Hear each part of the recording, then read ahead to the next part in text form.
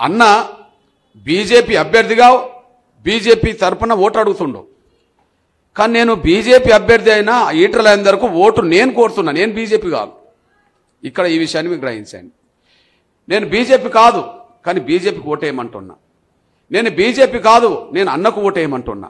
నా కోసం కూడా రాలే. అయితే మీ ఓటు అడిగే హక్కు నాకుందా? మీ ఓటు పొందే హక్కు అన్నకున్నదంటే ఆ ఇద్దరితో పోల్చుకుంటే, కాంగ్రెస్ బీఆర్ఎస్ నిలబెట్టిన అభ్యర్థులతో పోల్చుకుంటే 100కు 1000% ఓటు అడిగే హక్కు నాకున్నది, ఓటు పొందే హక్కు ఆయన అన్న కూడా ఉన్నది.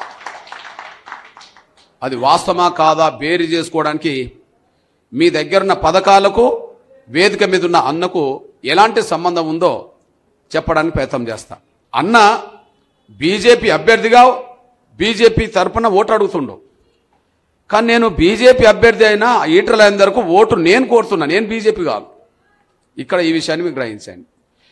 నేను బీజేపీ కాదు కానీ బీజేపీకి ఓటేయమంటున్నా. నేను బీజేపీ కాదు, నేను అన్నకు ఓటేయమంటున్నా. నా కోసం కూడా రాలే. అయితే మీ ఓటు అడిగే హక్కు నాకుందా? మీ ఓటు పొందే హక్కు అన్నకున్నదంటే ఆ ఇద్దరితో పోల్చుకుంటే, కాంగ్రెస్ బీఆర్ఎస్ నిలబెట్టిన అభ్యర్థులతో పోల్చుకుంటే 100కు 1000% ఓటు అడిగే హక్కు నాకున్నది, ఓటు పొందే హక్కు ఆయన అన్న కూడా ఉన్నది. అది వాస్తవమా కాదా బేరీ చేసుకోవడానికి మీ దగ్గరున్న పథకాలకు వేదిక మీద ఉన్న అన్నకు ఎలాంటి సంబంధం ఉందో చెప్పడానికి ప్రయత్నం చేస్తా.